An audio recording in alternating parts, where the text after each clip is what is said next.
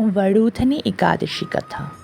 अर्जुन ने कहा, हे प्रभु, वैशाख माह के कृष्ण पक्ष की एकादशी का क्या नाम है तथा उसका क्या विधान है और उससे किस फल की प्राप्ति होती है, सो कृपया पूर्वक विस्तार से बताइए।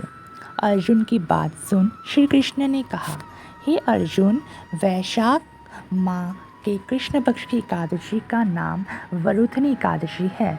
यह सौभाग्य प्रदान करने वाली है। इसका उपवास करने से प्राणी के समस्त पाप नष्ट हो जाते हैं। यदि इस उपवास को दुखी सधवा स्त्री करती है तो उसे सौभाग्य की प्राप्ति होती है। वरूथनी एकादशी के प्रभाव से ही राजा मांधाता को स्वर्ग की प्राप्ति हुई थी। इसी प्रकार धंधुमार आदि भी स्वर्ग को गए थे। वरूथनी एकादशी के उपवास का फल 10 सहस्त्र वर्ष तपस्या करने के फल के समान है। कुरुक्षेत्र में सूर्य ग्रहण के समय जो फल एक बार स्वर्ण दान करने से प्राप्त होता है, वही फल वरूथनी एकादशी का उपवास करने से प्राप्त होता है। इस व्रत से प्राणी इहलोक और परलोक दोनों में सुख पाते हैं। वह अंत में स्वर्ग के भागी बनते हैं। हे राजन,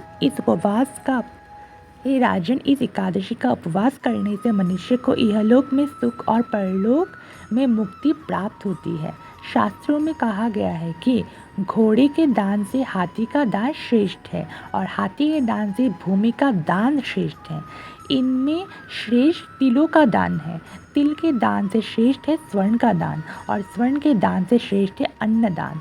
संसार में अन्नदान से श्रेष्ठ कोई भी दान नहीं है। अन्नदान से पितृ देवता मनुष्य आदि सब तृप्त हो जाते हैं।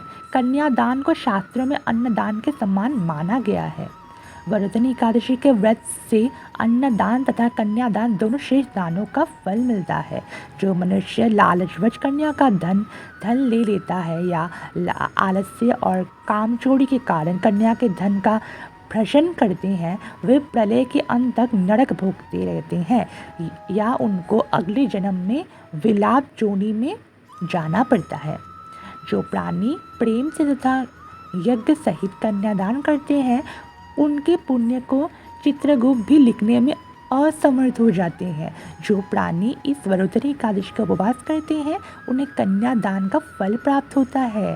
वरूथनी एकादशी का व्रत करने वाले को दशमी के दिन से निम्नलिखित वस्तुओं का त्याग कर देना चाहिए। कांसे के बर्तन में भोजन करना, मांस, मसूर की दाल, चना, कौंदो, शाक, मधु, शहद, दूसरे का अन्न दूसरी बार भोजन करना। व्रती को पूर्ण ब्रह्मचारी से रहना चाहिए।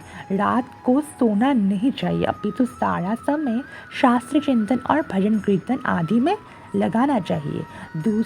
दूसरों की निंदा तथा नीच पापी लोगों की संगत भी नहीं करनी चाहिए। क्रोध करना या झूठ बोलना भी वर्जित है। तेल तथा अन्न भक्षण की भी मनाही है। हे राजन, जो मनुष्य इस एकादशी का व्रत विधान पूर्वक करते हैं, उन्हें स्वर्गलोक की प्राप्ति होती है। अतः मनुष्य को निष्कर्ष कर्मों से डरना चाहिए। इस व्रत के महात्म्य को पढ़ने से 1 सहस्त्र गोदान का पुण्य प्राप्त होता है। इसका फल गंगा स्नान करने के फल से भी अधिक है। कथा का सार, सौभाग्य का आधार संयम है। हर प्रकार संयम रखने से मनुष्य के सुख और सौभाग्य में वृद्धि होती है। यदि प्राणी में संयम नहीं हो तो उसके द्वारा किए गए तप, त्याग व भक्ति पूजा आदि सब व्यर्थ हो जाते हैं।